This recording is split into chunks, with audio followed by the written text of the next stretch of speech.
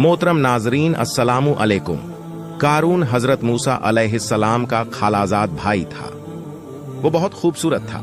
उसकी खूबसूरती की वजह से लोग उसे मुनव्वर यानी रोशन चेहरे वाला इंसान कहा करते थे।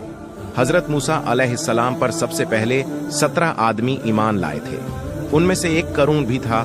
बाज़ाहिर वो बहुत ही नेक और परहेजगार इंसान था और तौरात को बहुत ही अदबो एहतराम के साथ अच्छी तरह पढ़ा करता था। अल्लाह ने उसे बेपनाह दौलत अता करके उसका इम्तिहान लेना चाहा और उसे आजमाया तो वो काफिर निकला। हजरत मूसा अलैहिस्सलाम कीमिया का इल्म जानते थे। इस इल्म का कुछ हिस्सा आपने हजरत योसा बिन नून और कुछ हिस्सा कालब बिन को सिखाया था और थोड़ा बहुत कानून को भी बताया था, लेकिन पूरा इल्म किसी को ना सिखाया। बाद में कारून ने हजरत कालब बिन यूहन्ना और हजरत योसा बिन नून की शागिर्दी इख्तियार करके उन दोनों से इल्म कीमिया को मुकम्मल तौर पर सीख लिया। फिर उसने अपने इस इल्म की बदौलत दाद को सोना बनाने का तजुर्बा दिया, जिसमें वो कामयाब रहा और बहुत बड़े खजाने का मालिक बन गया। खजाना पाकर करून बहुत मकरूर हो गया था। अब वो सोने की रीन वाले सफेद कीमती घोड़े पर सवार होकर बाहर निकलता। 300 गुलाम उसकी दाईं तरफ, 300 बाईं तरफ और 4000 सिपाही उसके घोड़े के आगे आगे चला करते थे। ये सब खरीदें और गुलाम उस जमाने के बेहतरीन और कीमती तरीन लिबास में हुआ करते थे। इस तरह से वो लोगों पर अपनी शान और शौकत का इजहार करता था। बेदिन या कमजोर ईमान वाले लोग जब उसकी ये शान और शौकत देखते तो अफसोस से हाथ मलकर कहते, काश जो माल दौलत कानून को मिला है वो हमें भी मिल जाता। वाकई कारून बड़ा खुशनसीब है। जबकि जो लोग ईमानदार और अल्लाह पर यकीन रखते थे वो कारून की शान और शौकत देखकर कहते, ए कारों, अपनी दौलत पर इतना घुमांड ना करो, क्योंकि खुदा इतराने वालों को पसंद नहीं करता। जो कुछ अल्लाह ने तुझे दिया है उसमें से आखिरत के लिए भी कुछ जमा कर। जिस तरह अल्लाह ने तो तुझ पर एहसान किया है, तू भी दूसरों पर एहसान कर और जमीन पर फसाद मत फैला के। अल्लाह फसाद फैलाने वालों को पसंद नहीं करता। उन लोगों के जवाब में कारून कहता कि यह सारा माल व दौलत तो मैंने अपने इल्म के जरिए हासिल किया है, इसमें अल्लाह का क्या एहसान। इस तरह रोज बरोज कारून का गुरूर बढ़ता चला गया। आहिस्ता आहिस्ता वो दौलत के नशे में इस कदर चूर हो गया कि हजरत मूसा अलैहिस्सलाम की तौहीन भी करने लगा।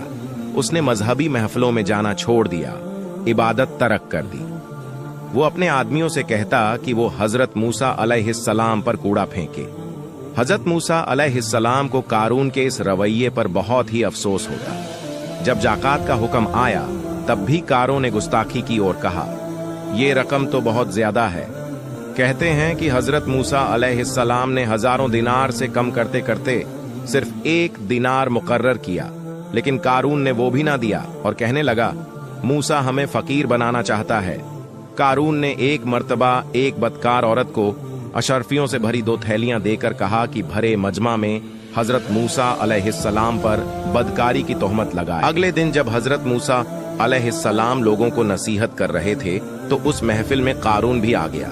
जब आप बदकारी से परहेज की नसीहत करने लगे तो कहने लगा, आपको भी लोग बदकार समझते हैं। फिर उसने गवाही के लिए औरत को तलब किया, लेकिन खुदा की कुदरत से उस औरत के दिल में खुदा का खौफ पैदा हुआ और उसने पूरे मजमा के सामने सब कुछ सच सच बता दिया और कारों की दी हुई अशरफियां भी दिखाएं।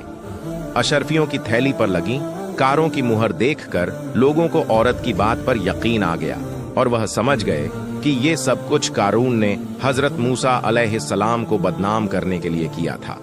फिर आप अलैहिस्सलाम ने बद दुआ की और फरमाया कि जिसका दिल चाहे मेरा साथ दे और जिसका दिल चाहे कारून का साथ दे। ये सुनकर सिर्फ 2 आदमियों के अलावा बाकी सब उससे अलग हो गए। बद दुआ के नतीजा में अल्लाह ताला ने जमीन को हजरत मूसा अलैहिस्सलाम के इख्तियार में दे दिया।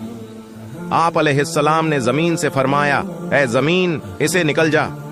कानून अपने घर बार और मालो दौलत समेत घुटने तक जमीन में धंस गया।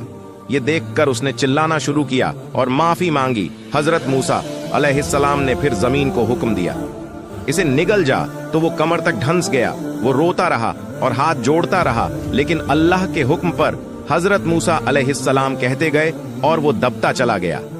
इस तरह देखते ही देखते कारून अपनी शान और शौकत माल दौलत और अपने चाहने वालों के हमरा लोगों की निगाहों से हो ओझल हो गया। उम्मीद करता हूं कि आपको आज की वीडियो पसंद आई होगी। वीडियो पसंद आई हो तो दूसरों तक जरूर